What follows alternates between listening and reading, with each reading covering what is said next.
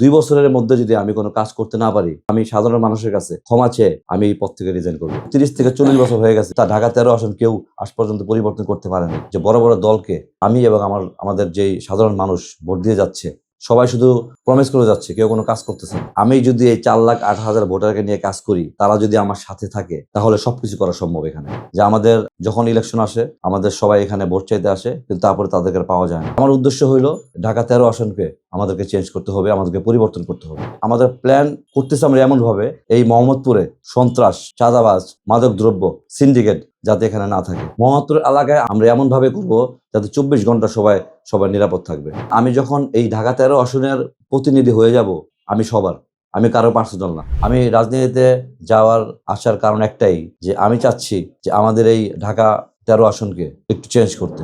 গত 30 থেকে 40 বছর যাবৎ দেখতেছি আমরা যে বড় বড় দলকে আমি এবং আমাদের যেই সাধারণ মানুষ ভোট দিয়ে যাচ্ছে, সবাই শুধু প্রমিস করে যাচ্ছে, কেউ কোনো কাজ করতেছে না। সো আমার উদ্দেশ্য হইলো এই ঢাকা 13 আসনকে আমাদেরকে চেঞ্জ করতে হবে, আমাদেরকে পরিবর্তন করতে হবে। আর এই পরিবর্তনের জন্যই আমার রাজনীতিতে আসা। ঢাকা 13 আসন মোহাম্মদপুর বললে সবাই ভয় পেয়ে যায়। পুরো বাংলাদেশের মানুষ যখন শুনে মোহাম্মদপুর, মনে করে যে মোহাম্মদপুর সন্ত্রাস, চাঁদাবাজ দিয়ে এবং কিশোরগঞ্জ দিয়ে ভরা।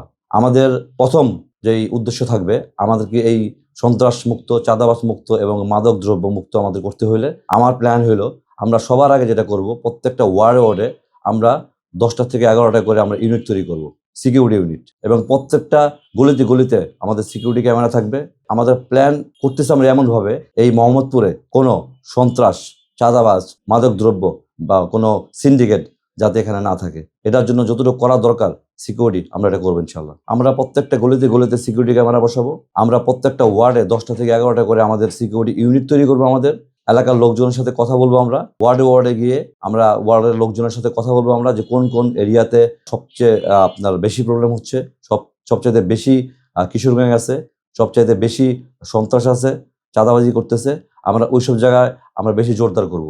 কিন্তু 30 থেকে 40 বছর হয়ে গেছে, এই ঢাকা 13 আসন কেউ আজ পর্যন্ত পরিবর্তন করতে পারেনি। পরিবর্তন করা সম্ভব। আমি এই পরিবর্তনের জন্যই রাজনীতিতে আসা।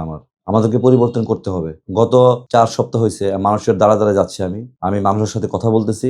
সব মানুষের আপনার একই কমপ্লেন, যে আমাদের যখন ইলেকশন আসে, আমাদের সবাই এখানে ভোট চাইতে আসে, কিন্তু তারপরে তাদেরকে পাওয়া যায় না। এটাকে পরিবর্তন করার জন্যই আমি মাঠে নামছি। সাধারণ মানুষ বড় বড় দলকে ছেড়ে এবার তারা পরিবর্তন চাচ্ছে। সবাই আমাকে আশাবাদী করতেছে, এবার তারা স্বতন্ত্র কোনো ভালো লোক চাচ্ছে, এবং আমি জানি না আমি কতটুকু ভালো, তবে সাধারণ মানুষ পরিবর্তন চাচ্ছে। আর জলাবদ্ধতা এবং যে ড্রেনেজ আমাদের যে প্রবলেম এই মুহূর্তে হচ্ছে, আমাদেরকে যেটা সবার আগে করতে হবে, আমরা ইলেকশনের পরে আমি যদি জয়যুক্ত হই, প্রতি মাস সিটি কর্পোরেশনের সাথে আমরা মিটিং করে আমরা তাদের সাথে একসাথে বসে আমরা এই কাজগুলো করব। আমাদের পুরো ড্রেনেজ যেই জলাবদ্ধতা যেই সমস্যাগুলো হচ্ছে, এগুলো নিয়ে আমাদেরকে কাজ করতে হবে, এবং এগুলো ইনশাল্লাহ আমরা কাজ করব। আমাদের নেক্সট জেনারেশন কি করতেছে, সবাই খুব মোবাইলে আসক্ত হয়ে যাচ্ছে। সো আমাদের যে মোবাইলের আসক্ত থেকে তাদেরকে রক্ষা করার জন্য আমাদের যেটা করতে হবে, আমাদেরকে বেশি করে মাঠ বানাতে হবে।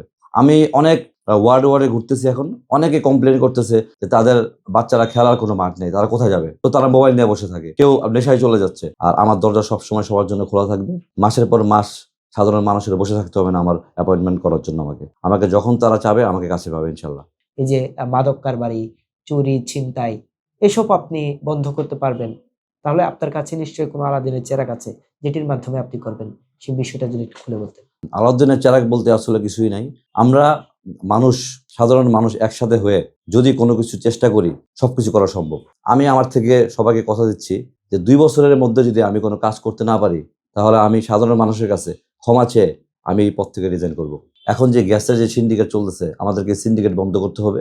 আমাদের তিতাস গ্যাসের যে সমস্যা, তাদের সাথে আমাদেরকে বসে তাদের এগুলা সব চেঞ্জ করতে হবে। তাদের যদি কোনো প্রবলেম থাকে, এগুলো তাদের সাথে বসে আমরা আইডেন্টিফাই করব। আমাদের এগুলো ঠিক করতে হবে। পানির যে আমাদের সমস্যা হচ্ছে, আমাদেরকে পানির সমস্যা আমরা ওয়াটার কর্পোরেশনের সাথে আমরা মিটিং করে, দরকার পড়লে আমরা প্রতি মাসে মিটিং করব, কিন্তু আমাদেরকে পানির সমস্যা থেকে সমাধান করতে হবে। যদি আমাদের এই ঢাকা 13 আসনে 4,08,000-এর মতো ভোটার আছে, আমি যদি এই 4,08,000 ভোটারকে নিয়ে কাজ করি, তারা যদি আমার সাথে থাকে, তাহলে সবকিছু করা সম্ভব। এখানে রাত্রে বের হওয়া যাবে এক এলাকা থেকে, যদি আমরা এই 4 লাখ ভোটারকে নিয়ে একসাথে থাকি। আমরা মোহাম্মদপুর এলাকায় আমাদেরকে এমন করতে হবে, আমরা এমন ভাবে করবো যাতে 24 ঘন্টা সবাই নিরাপদ থাকবে।